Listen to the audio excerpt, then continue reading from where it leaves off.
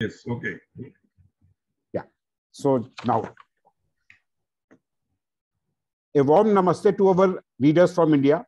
Good evening, good morning, good afternoon to readers from other parts of the world. Welcome to another episode of Pioneer Book Lovers Club Author Show. A short background on the club. We started this club, Pioneer Book Lovers Club, in 2020, a couple of years back, with the intention of promoting reading and writing. It was a local community club at that point of time. Later on, we expanded it into a Facebook group as well. And now we have about 160 members on the club on Facebook from different parts of the world. We also started a write contest last year where we invited short stories from aspiring writers based on a prompt that we were releasing every month. We received several entries, and our panel of 4 or 5 judges, they declared a total of about 22 entries they declared as winning entries, and we are now currently working on publishing these entries in a book of short stories. We started Author Show last year in September, and the idea was that more and more readers and authors could interact with each other on this platform. So our author for today's show is Ashoke Mukhopadhyay. I would like to read out an introduction of the author. Ashoke Mukhopadhyay is an MBA and a corporate communications professional. He made a foray in the arena of literature with a host of startling research-based articles and insightful documentations like Terrorism, a Colonial Construct, The Naxalites Through the Eyes of Calcutta Police, Tigarter Andaman Diary, an assessment of militant nationalists based on an inquiry of Charles Tigart, Prothom Diner Robi, Rabindranath Tagore's first attempt at drawing. In fact, the writer found out the drawings from an innocuous steel almirah of an art collector. Mukhopadhyay won the coveted Ananda Sosem Award twice for his articles. Mukhopadhyay's penchant for research and finer details are reflected in his novels Agni Purush, which is a biofiction based on the not-so-known militant nationalist of 1906, Ullaskar Dutt, and Attantar Surya, The Morning Sun. Mukhopadhyay's zeal for seamless stitching of facts with imagination was also reflected in his novel Abhiram Jware Roopkatha, a ballad of remittent fever, which was longlisted for the JCP Award 2020. So welcome to the show, Ashok ji. I would Thank you. put you also on the spotlight. So that is Ashoke Mukhopadhyay for you readers and viewers. So you are an MBA, Ashok, you are an MBA and a corporate communications professional. How did you foray into writing? Thank God, because my hobby and my profession are two different things. If I had been a journalist in a newspaper or professional, kind of organization, maybe I could not, I don't have any feeling for the writing. Then maybe I did something else. But since I was an MBA, I did my job in a multinational company for a long time. So I thought that there are a lot of things in and around Calcutta, which I can explore. Because in our days, actually nowadays I'm saying now I'm 60, 66, 67. So in our days, in my younger days, childhood days, in our school also, that time the freedom, the day of the freedom, the 15th of August was celebrated with a lot of fanfare. So the freedom struggle had a lasting impression on us. So, and in Calcutta, there are a lot of Bengali revolutionaries that they are about is in Calcutta. So I thought, let me explore those revolutionaries of Calcutta. Because compared to Vivekananda, Narendranath Dutta, the youngest brother of Narendranath Dutta was Bhupendranath Dutta, who was a revolutionary. So that his character attracted me pretty well.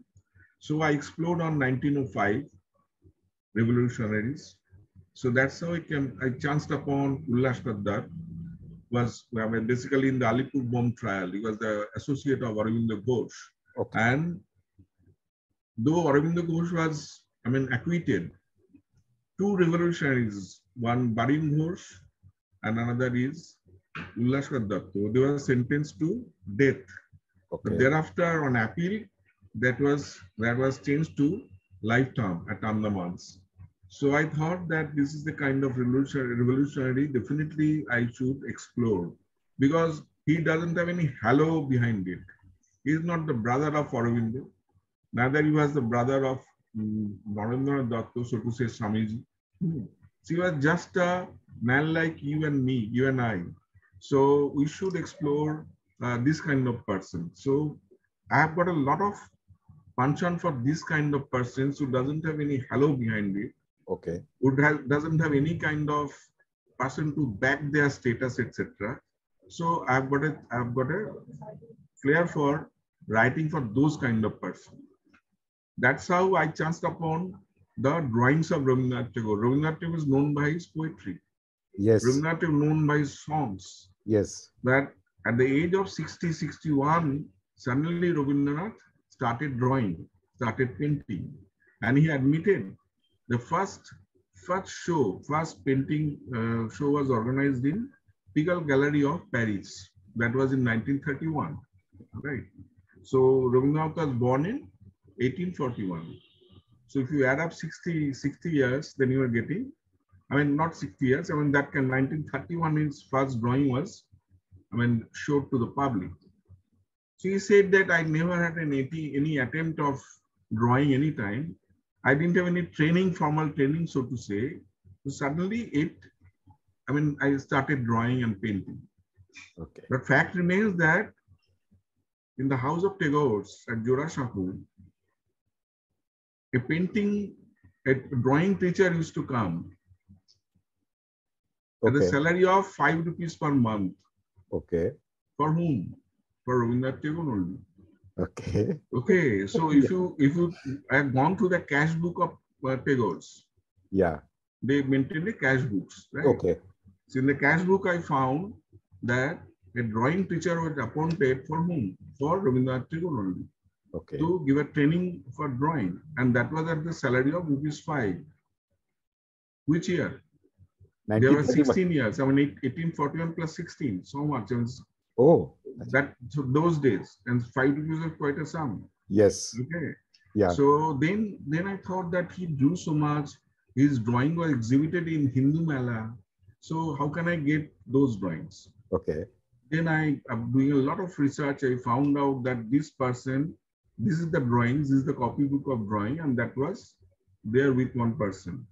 So I proved that. And finally, Vishwabharati kept those drawings in their archive. Right? Oh. So that's how I got a lot of thing. It's like a detective, so to say. I've got a passion for doing some kind of detectives. Okay. So like that, my research goes on like that, and it is based on logic. And if you see my novel, it is, I said that it is a docu novel. Okay. It is not weird fiction kind of stuff. It is a docu novel all along, because I've got 3 novels. One is Agnipurush, the other is this, as you said, that Atta Nota Surjo, the morning sun, and the Abhiram Jare Rukpata, which is the Ballad of Remittent Fever. These 3 novels, all these 3 novels is a docu novel. Okay. It's not a weird kind of thing. So that is supported by facts. And I often in between my chapter, I go on rattling the data, the figures. Okay. Without hurting the sentiment of the novel. Okay. So that's why I mentioned it as a docu novel, right? Okay. Yeah. So my characters, they utter those kind of sentences of the citing of the documents. Okay. So, but definitely, again, I'm saying without hurting the sentiment of the novel. Right. Right. So that's how because earlier I used to write a lot of essays, because I started my career with essays. I used to write, there is a Bengali journal, I don't know whether you heard the name or not, Desh Patrika from Anandabazar group. I used to write a lot of very serious kind of essays in that. And that's why I got the award also for the serious essays. Okay. Research-based essays. And then I thought that there is a lot of scope for imagination, along with if I blend the essays with the imagination, then you can go a long way. Right. In essays, you cannot mention you can mention your something like your imagination. But in the novel, I Yeah. can write, yeah, Ullaskar was wearing a blue shirt, or Ullaskar was wearing that kind of dhotis. But in the essays, you cannot mention that unless you have the solid, concrete proof with you. Right. So that gave me based on my research, based on my essays, I think if I add that kind of imagination with it, it becomes a very solid kind of stories. Yeah. That moved me. And if you see that, you have started my essays as back as 1983, but a Right. novel started in 1999 or 2000. Right. Okay. Okay.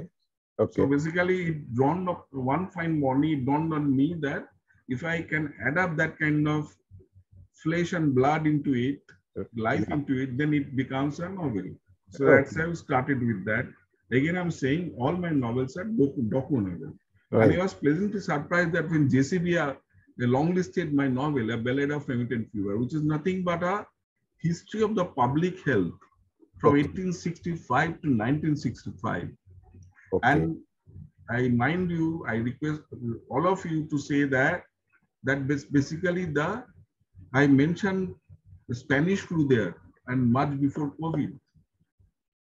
Okay. My novel came out just before COVID, when COVID started. Thereafter COVID struck. I don't know how is the bad coincidence though, but it was a coincidence that when it came out, thereafter COVID struck, and there I mentioned the Spanish flu, and Spanish flu is very similar to the COVID.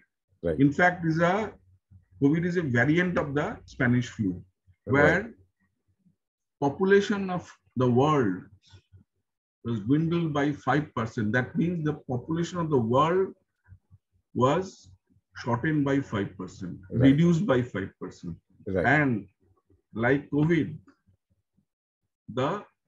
this Spanish flu also hit Alaska. Find out Alaska, there was no transport that time, Yes. nothing of that sort. Yeah. But the Spanish flu hit as far as Alaska. Okay. So it is, I'm very really, I'm a doctor, I don't know what doctors will say, or the researchers will say. I strongly believe that it travels to the air only. Otherwise, how can it Alaska travel? can Yeah. hit by Spanish flu? Right. Okay. Right. So anyway, now it has been said that is airborne disease only. That's Okay. that. That's how I forayed into the writing. Okay. Hope you're here. You can hear my this thing. You can hear my voice and all. We can hear your voice. It's a little low. It's a little on the lower side. If you Okay. could, adjust the settings a bit, increase the settings, but otherwise it's fine. Okay. So you have written a number of books, essays, and everything, Ashok. So how do you manage the two, your professional life and your creative life? Professional life and creative life. Okay, what do I say? You can hear me now? Yeah, fine, loud and clear. Is it clear? Yeah. Okay. So, what do I say? Professional life and creative life. Creative life. Professional life is very, I get what I do is, if you allow me to say this, I take the values of my creative life to the profession. Oh. And the values I can gather, I can garner from the professional life, I give it to my creative lives. Okay. If you may ask, show me an example. Because my professional life has taught me the discipline of thought. Professional life has taught me that how to utilize the time most. Okay. So I take that discipline to my creative life. Okay. I am not that kind of weird kind of poets or weird kind of writers that I'm not blaming them. I'm not denouncing them by any means. I'm not, but I'm like that only. What are values I gather from my professional life, I take it to my writings and this thing. Okay. Professional life has taught me that you have to, whatever you say, has to be based on some kind of logic, strong logic, solid logic. Yeah. So my writing also based on some kind of logic. There is no flaw to it. That's why I try to maintain. There is no loose ends to it. I try to ensure that there is no loose end to it. It Okay. has to be based on some kind of logic. So it's not like that. Okay. Okay. So I manage that way only. And again, I know what you are trying to say is this. There is a shortage of time and all. That is a Yeah. paucity of time and all. But you know, we have to live in, unfortunately, in our country, by doing the simple writing, you cannot survive. Yes. A writer has to eat. A Yes. writer has to run his family. So true. Okay. Yeah. So true, you know that. So basically, you have to do something else. Anything, any kind of job you have to do, you have to then gather some money, earn some money, and then only you can write. Otherwise, unfortunately, this is the only way. And one person, you know, Bengali writer, novelist, Manik Bandyopadhyay, he Okay. was an absolutely world-class writer. He died of starvation. I'm talking of the age of 1955 or so. Those days he died. And a very bitter word he said that in Bengal, future writers should first ensure their livelihood at something, then only they should come for writing. They should not venture out anything further. So that is no, I mean, if you live long, if you are healthy, if you are do something, then only you can do some kind of creative job, etc. Right. Creativity is based on some kind of your creativity. Where from your creativity come? If you have enough protein, if you have some kind of some level of security, then only think of creativity. Otherwise, if you have some time, everything you have to say. If you are, I'm telling you that if you are a say for example, if you are a gig worker now at the moment, you see a lot of people are running around, etc., etc. If you have to do that kind of job, how can you write? You cannot. Yeah. No, in, yeah. Some universities, some, you know, the subalterns, those who are writing some subaltern studies and all, they may do some kind of paper on you at the most. For 6 months you get the limelight, maybe, Right. if you are at all. If you are so lucky, you cannot. But after the next 6 months, you cannot do. Yes. In Delhi, you know, there is one person, Baby Haldar. I know you have heard of his name. Yeah. He was the maid of Munshi Premchand's son's house, you know, in some area, Faridabad or some area, right? Yeah. Yeah. One fine morning, she became famous because he wrote something, and Munshi Premchand's son, he found out that he's a very good writer, etc. Then he took the pain to publicize and publish those writings. So Baby Haldar, one fine morning, he's become news. Right. And it came out in English, it came out in Bengali and other languages by National Book Trust. Okay. But how many of you, those who are here, have heard her name? No. Today? No, they have not heard. No, no. So that's what I'm saying. And had the person is independent or some kind of financial security, and she was very sensitive, I must say. If you have a chance of him to get her writing, etc., one book only, one book author, and there is no second book. Please read those. Very sensitive writer. But unfortunately, if you are a maid, and thereafter you have no security, and the moment Munshi Premchand's son dies, there is none to look after you. Yeah, very true. You know, it's a very sad thing to say in Indian condition, but it is reality. Yes, that's a fact. And you know, in a lighter vein, I mean, you know, in Hindi also there is a phrase, "Bhuke pet bhajan na hoye gopala." 100%. And so, and it's very true. I mean, you know, you cannot, writing by itself cannot sustain you. I mean, you know, those are rare people whose first books themselves are, you know, multi-billion bestsellers or something. But yes, it's difficult. So yes, but had it been in English language, yes, then that is a different issue altogether. But being a regional language that in India, and that in Bengali, very difficult. Very difficult. Very difficult. In English, you know, if you are when your first book clicks, yes, and if you get some kind of award or some kind of fellowship or some kind of grant from a you know, the foundation, etc. Your Yeah, life is made. I mean, they will allow you to write a book for 1 year and they will give you so many dollars every month. This is right. not true. But otherwise, it's difficult. Otherwise, it's difficult. So you In have Bengali language, it's very difficult. very difficult. So you have explored both fiction and non-fiction, essays and short Yeah. stories and novels and everything, and even novels. You are saying that it is, you know, your novels are docu-fiction or Docu novels, docu-novels. yes. So is it difficult managing different genres? I mean, in your case, possibly they are not difficult since you take a lot of inspiration or data from your non-fiction into fiction as well. But is it difficult? It's difficult at the same time, and if you have that kind of discipline to marshalling the information, etc., that kind of training, then I think you have to, all the time, you have to be very careful that the data or the information or the dialogue which you are writing or the sequence you are doing, it has to be very scientific, it has to be very logical, Yeah. and there is no loose end to it. Okay. That you have to be very careful. Okay. And that training you must have. And that training I got from the writing the essays. Okay. Okay. And So, I believe in that kind of thing, Sanjay, that it has to be intelligible. It's not that you are writing a Ulysses. You're not writing a Ulysses or some kind of stream of consciousness kind of thing. yeah. It has to be some kind of logic behind it, and the flow of logic should be there. So that it is intelligible. Though you're not writing a pulp fiction, Right. I don't write pulp fiction. Yeah. I'm against to it. So it has to be create some kind of turbulence in you that after reading that, you are quite, you're turbulent, you are seeing something new, a new vista in front of you, some kind of logic behind you, flow of logic should be there. That's how I feel in my way. Okay.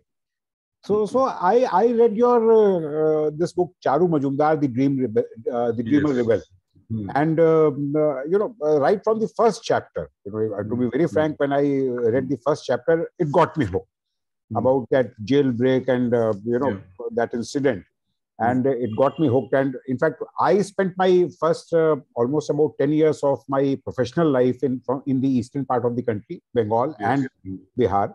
And so we had heard of Charu Majumdar. I mean, you know, I was, since I'm from North India, so I had not heard of him before that. But then this Naxalite movement and everything, I had heard about it. And you know, at one point of time, I had also read a news article where they said that a popular Hindi movie star from Bengal at that point of time, that he also was into this movement in his younger days, in his college days. Now, so there is a lot of research. When you read the book, then you realize that a lot of research has gone into the book. Now, how much research do you do when you are writing a book, and how long is your research period before you actually start writing? The time is different for different books. As far as this book is concerned, you know, as I told you, I've got interest in this kind of militant nationalism or militant movements, etc. I go on collecting. So, but before writing this book, I've got if you say in this way, at least 5 years of research upon this, 3 to 5 years, because I'm collecting all these materials from my younger days when I did my high secondary. That's 1971, 71.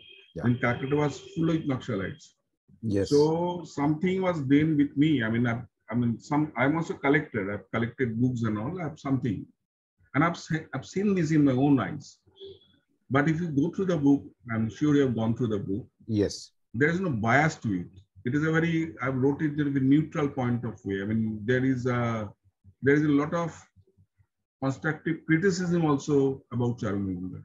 Yes. So my thing is that whether you agree with him or not, whether you agree to his political line or not, he is the person who has added a new term in your dictionary, which is Naxalite. Yes. Now Modi is also using that now, urban Naxals, etc. Basically, you cannot deny the term Naxalites. It's there. It is there in the dictionary. So you have a curiosity that let me know the father of Naxalites. So how did it come up? How did it sprang up? So you need to know that. Now. So basically, I wrote this for the younger guys. They may have some kind of they have some kind of questions, how the movement start. There is no bias to it. There is no exaggeration to it. What is the fact I mentioned there? Only if you see this book, only the first chapter, the jailbreak, and I think in the Lal Bazar, Yes. 2 chapters have been dramatized a bit, but that is also foundation of truth is there. It's not that I'm some kind of weird thinking on it. Okay. The jailbreak we have written, that was a story of the jailbreak of Bardhaman. Bardhaman did happen on I think it is 27th of February of 1972. It happened that time. Okay. So this is this description is the jailbreak of Bardhaman jail. So I fictionalize, dramatize that. And in Lal Bazar also, it is also based on a foundation of truth. If you see, when I research upon the Calcutta Police Gazette brought out by the Calcutta Police brought out a confessional, quote unquote, confessional statement of Charu Majumdar, which Charu Majumdar did not sign. Right. So that means I don't want to elaborate further how the confessional statement was, which Charu Majumdar in his did not sign. He absolutely did not sign. He refused to sign, so to say. So based on that confession, where the lot of, what is the statement of Charu Majumdar? I followed that through. That some police is, after him, they're questioning, he's answering, that kind of thing. I followed that through. So these 2 parts are dramatized a bit, but all other are based on some kind of facts. Right. There is all solid proof, and I may try to maintain some kind of neutrality. So what was wrong, that was clearly said, it was wrong. It was not right. Okay. But what was right, it was also clearly mentioned, it was right. Yes. Yeah. Okay. So, would you like to tell the readers a little about your book, Charu Majumdar, or the man himself? Just a little. Charu Majumdar actually is a person at his younger days. He was in the freedom movement. He was. Yes. And he joined Congress Socialist Party. What age? About 20 years. 18, 19, 20 years. He joined Congress Socialist Party. Why? Because those days when the Communist Party was banned in 1950, lot of people, or 1940 also, though the ban was lifted in 1942, but prior to that it was banned. But people used to take a shield of Congress Socialist Party to preach their doctrine, right? So he was also the member of the Congress Socialist Party. And unlike other leaders, unlike other workers, he used to roam around all the villages. So soon he became a very darling to the peasants. Peasants used to love like anything. And he immediately picked up the Rajbangshi language, which is the local language of the peasants. He used to move around. But then he was in 1948 when the Communist Party was banned. He was a very militant kind of person. All along was in North Bengal, in Darjeeling and the Jalpaiguri areas. Once he was elected as the secretary of the Jalpaiguri branch of the Communist Party of India. And the leaders say that you become the president of the Kisan Sabha and sit at Calcutta, which he refused. He said, no, I'm not going to go away from my route. I want to be here only. But sitting at Calcutta, how do I conduct the peasants' movement? So he was there so he knew the terrain in North Bengal, like Naxalbari, Jalpaiguri, Darjeeling, was like his palm. He knew everything. What he did was, in 1966, when there was a food crisis in West Bengal, he gave the leadership of the tea garden movement. He gave the leadership, and according to his line, he published 8 documents. In Bengali, it's called Art Dolil of Charu Majumdar, 8 documents of Charu Majumdar, where he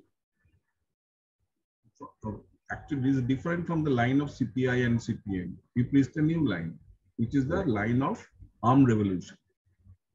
At a time when even CPM was shying away from the armed revolution path, it is he who preached for armed revolution. He preached those documents. And thereafter, according to his line, Naxalbari upsurge took place. Right? And then thereafter it happened like that, but unfortunately his health was not good. Pretty bad health. I mean, he used to suffer from ischemic heart Right. with angina pain. Ischemic heart with angina pain. Often you got as the attack of ischemia. And from 1969, he used to live the underground life. And for just to, I mean, you are in underground. Sometime you've got a pain attack of pain of ischemia. So used to give the pethidine. He was basically living on pethidine only, just to suppress his pain. My contention is that a leader like that kind of stature. Anyway, he's a leader of the nation-long party, nationwide party. The CPIM in those days was a nationwide party, both in West Bengal, both in Andhra, everywhere is the leader. He used to travel in unreserved compartment in second class or third class. Okay. So this kind of person, this is the kind of fanatic zeal with which he used to come for the revolution. That character I like him most. Right. He has got a lot of follies, The way he put forward the line is only depend on the landless farmers, etc. That is not Marxism, neither Leninism, not Maoism also. That is a different kind of path he suggested, and that's why he failed. But he was a fanatic kind of thing as far as the Indian Revolution is concerned. Yeah. And if you go to his house, still the wooden house is there. His son Abhijit maintains that house, and they stay there only. They don't have any money. When for coming to Calcutta, Leela Majumdar, his wife, has to borrow money from his neighbors. While coming to Calcutta to take the last lights of Charu Majumdar, they don't have money to come. Right. The point is this: how many leaders in India nowadays live suffering that kind of poverty? So that attracted me. That's all. Okay. Yeah, so very touching. And so I read the book, Ashok, and, as you rightly said, I also felt that major part of the book, I personally felt was a very, very rational account of both sides of the story. But somewhere around 3/4 of the book, there's one chapter, I don't remember that now since I read it a few months back. I felt that there was a bit of an effort to kind of justify the violence that was unleashed by the Naxalites, and the part by the state. The violence by the state was actually kind of demonized. If I would use that word, maybe it's not the right word. Was it? Let me tell you. I got your point. Let me tell you something, Sanjay. If you see that 12 young persons, and they are not Naxalites, lying on the road of Barasat with a bullet injury on their head, right? Or if you see that about 8-9 young persons lying in Beleghata. Beleghata is a part of central Calcutta. They are on the road with a bullet injury on their chest. Yeah. And they are not Naxalites. So, aren't they demon who killed them? You tell me that. Yeah. For tackling the violence, the state, Indian Constitution has given the power to the state, enough power to the state how to tackle it. Do not to tackle those, no? Tackle that way. I agree with you. There is nothing wrong in that. Yeah. But is this the way you tackle? Oh, yeah. I get your point. What you are trying to say, yes. Try by the court. Go to the court. give them lifetime, give them death sentence or whatever. Death sentence, कुछ भी दे दो, कोई problem नहीं. Yeah. For example, yeah, Charu Datta was a poet, journalist, renowned intellectual. He was the secretary of the West Bengal of that party. He was arrested by the police, and from thereafter, nobody knows his whereabouts. Anybody. You could say that he was encountered, he was killed by the Kakada by that. Okay. So, why that in any inquiry was not launched? Right. I spoke about that. Okay. No, that's a very. Now, at the same breath, I denounce the activities of Naxalites. Yes. Let me repeat, I denounce the activities of Naxalites, the idol breaking, etc., etc. That is not the right path. The destruction of the school, college, and laboratories, not the right path. Yeah. Not the right path. Merciless killing to anybody is not the right path. It is nothing but terrorism. Right. Let me say that also. Yes. The way those people destructed the laboratory, school college laboratory, the way those people, destructed the idols of those our leaders like Swami Vivekananda, Rabindranath, Ram Mohan, or Netaji, that is not the right path. Right. That is a very wrong path. Yeah. Absolutely not. With the slightest thing, you are killing the constables, etc. That is also not the right path. Yes. Not the right path. They are also poor people. You cannot kill those persons that way. No. Yeah. Suppose there is some kind of face-to-face fighting is going on and some police was killed. That is a different issue. Right. But by design, you are killing some police personnel. Absolutely not. And those personnel, poor constable or something, that is not the right issue. Let me tell that also. Yes. No, that's that kind of balance I saw in the entire book, I would say. I mean, the research has been fairly extensive from both sides. And, so that was something really interesting for me. I mean, when I started reading it, I was not sure what I was looking for. But, I was so engrossed in the book that I completed it in a few sittings only. So would you like to read an excerpt from your book, this book, Charu Majumdar? Any excerpt for the readers? That I think you better, I'll leave it to you that. That I'll leave it to you, but that is another occasion I'll read it, but not now. I mean, I feel very shy. So, okay. So, okay. So what is the next book that you are working on? I'll do something on the gig workers in India. On the gig workers in India, gig workers, like, okay. You have seen the courier people are coming to your house, so they are delivering letters. Yes. They're doing something to you. I'm just exploring their life. Okay. How do they live? Because that is their livelihood. No? So basically, they are gig workers. Okay. So would that be a work of would that be a docu-fiction or would that be a non-fiction? It's a docu-fiction. It will be a docu-fiction. Okay. So looking forward to that. And your novels that you have written, I mean, like, that about the fever, a ballad of remittent fever. Is it also available in English? Yes.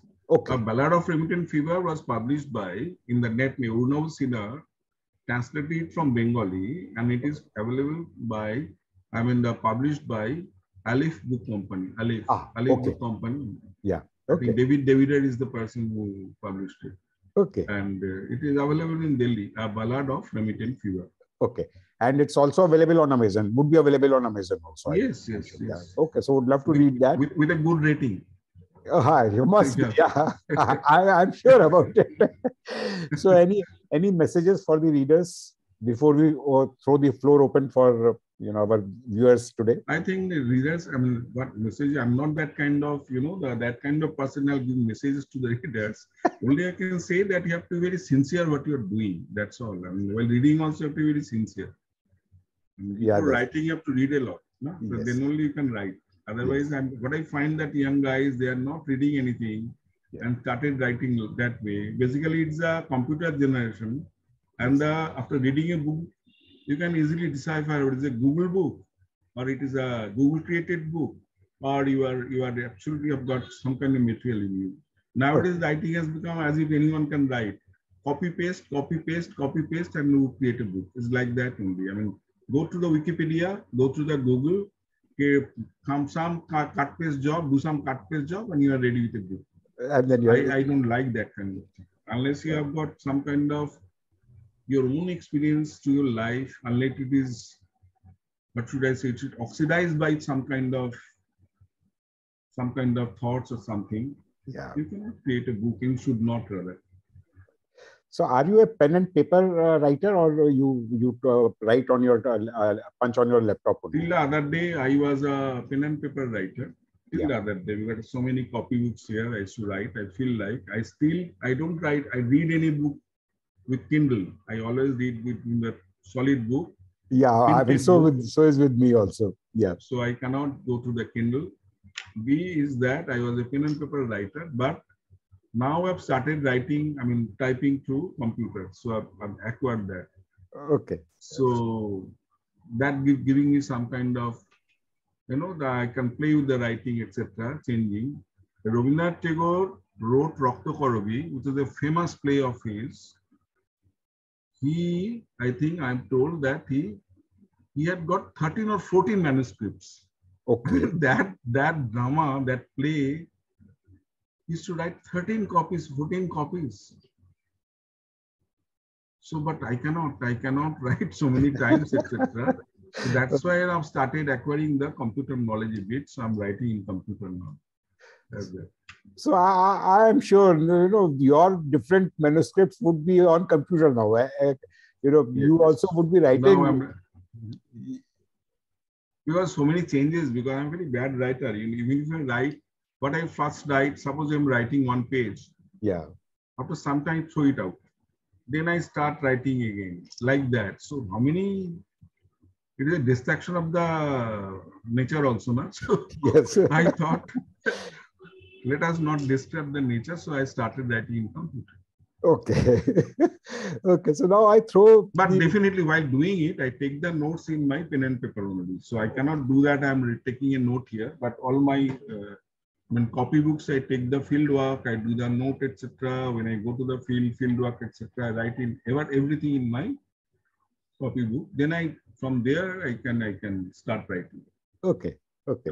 And more often than not, my first line of any chapter or any novel, the first I write in the copy book. Then only it enters in my computer. Then only it enters on your computer. Okay. If I write computer, I feel that is something formal. You have to, while writing is very, but in writing copy book, I can whatever way I write. Nobody is checking my writing, handwriting, etc. Nobody anything. I say writing, and then I'm cutting. Again, I'm writing. Okay. So that gives me that kind of freedom. Okay. Yeah. Okay. So now I'm throwing the floor open for questions from the viewers here today. So Vardhan, I can see first. Vardhan, please unmute yourself and. Yes. So my question is, since you mentioned that your novels are docu-novels, and so they are based on facts and real characters rather than completely fiction. Yes. So as against writing a pure fiction, is it more if you write a docu-novel and make it interesting and at the same time make sure that it adheres to the facts? Let me tell you something. I've seen in fiction, there are people who have mentioned something of the Pal Yug of Bengal, Pal Yug, the Pal Rajas, etc., that has been merged with the Gupta Yugs or Maurya Yugs of India. So I don't like that kind of writing. So while writing, you have to have some kind of sanity. Yeah. And this thing will be read by many. While writing a fiction, it doesn't mean that you have got the unlimited liberty. So you cannot do that. No? So basically, that's why I write docu-novel.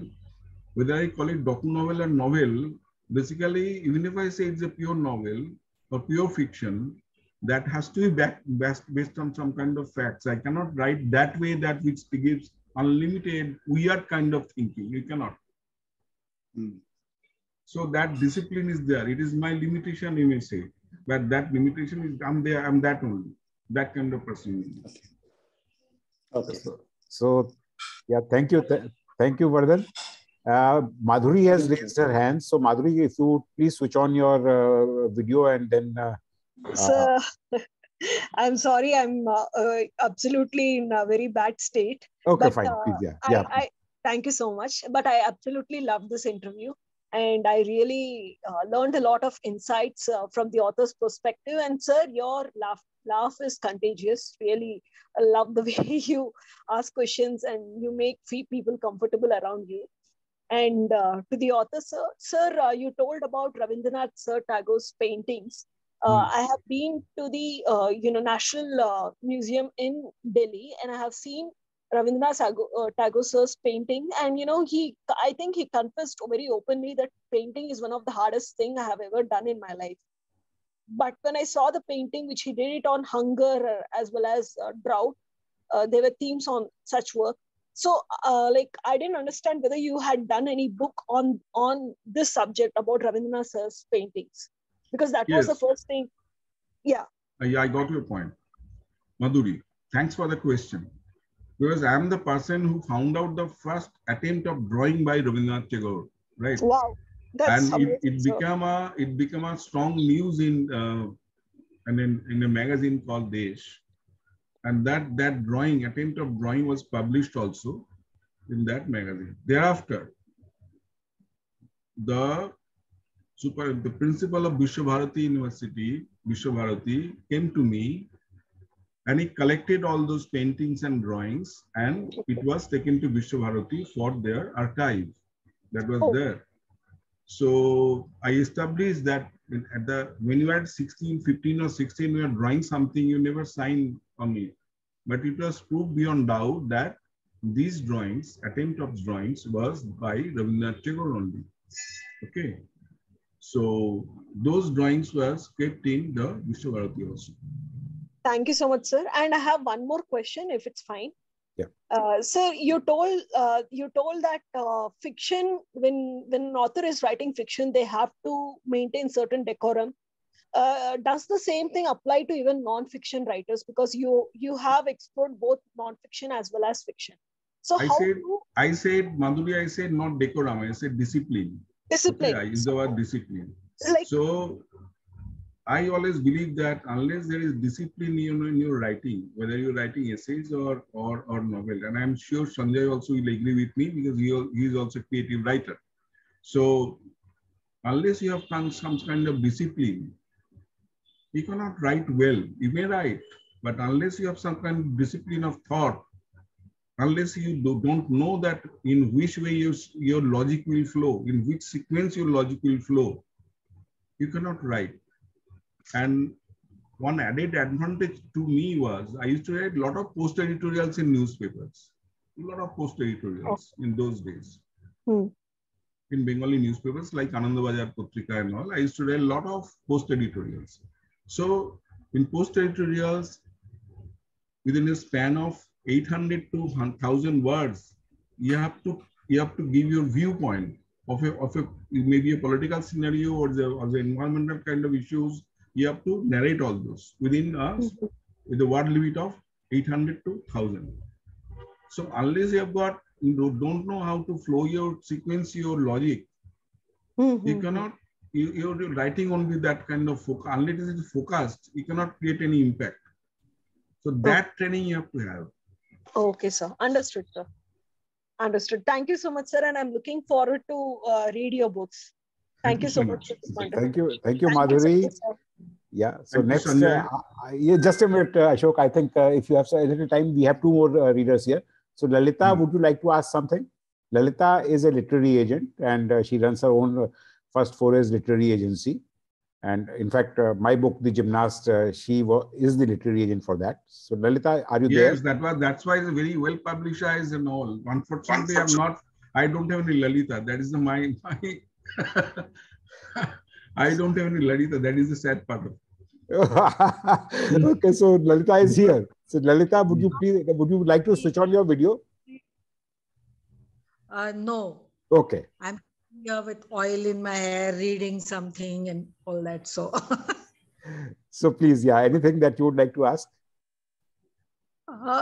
no, I don't really have a question to ask, but I really enjoyed the whole interaction and the topic, the variety of topics from, the Naxalite story, that view on the whole Naxalism and why, the pros and cons and whether it is right, that's always of interest. So I really enjoyed your take on it, a very balanced take on, taking on both sides.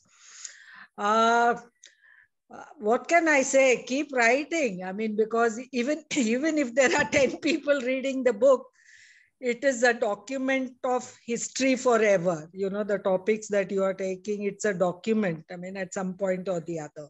So I really enjoyed this interaction. So thank you, Lalita. Thank you so much. Shankarji, would you like to ask anything? Shankarji is also a writer, Ashok, and Yeah. So Shankar Sahai. Shankar Sahai, yeah, he co-authored a book with his wife Preeti Sahai. Shankar, are you there?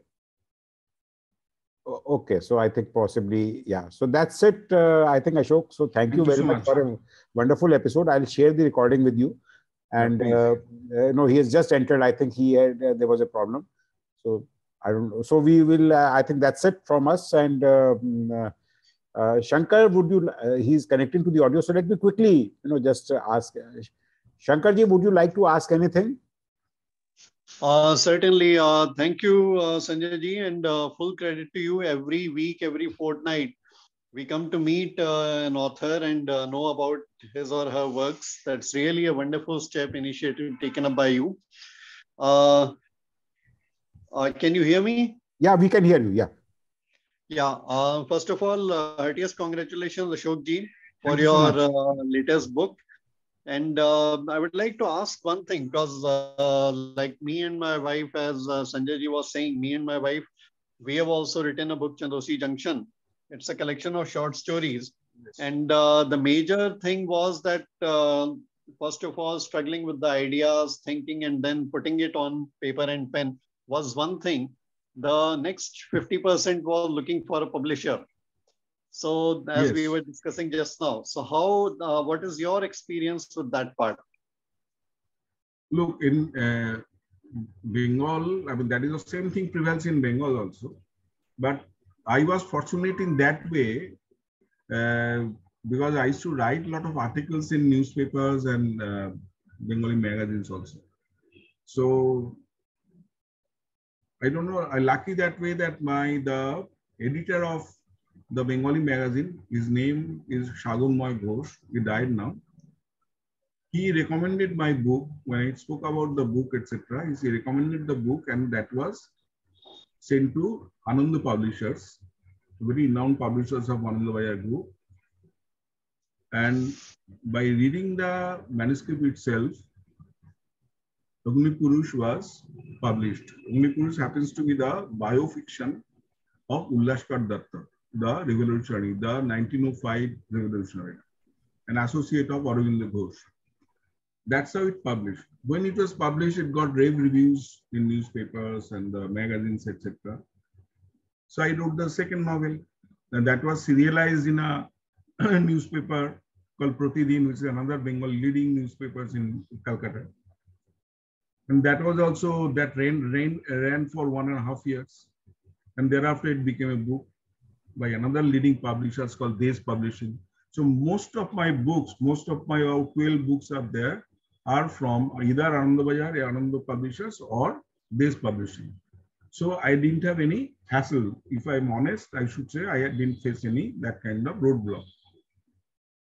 And English also, Arunav Sinha is a renowned translator from Bengali to English. He stays in Delhi, CR Park.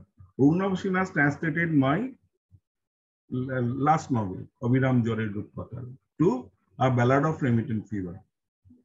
and that was published by Aleph. So whatever arrangement was done by Arunava only. Even if I didn't, today also I have not seen the face of David Devida.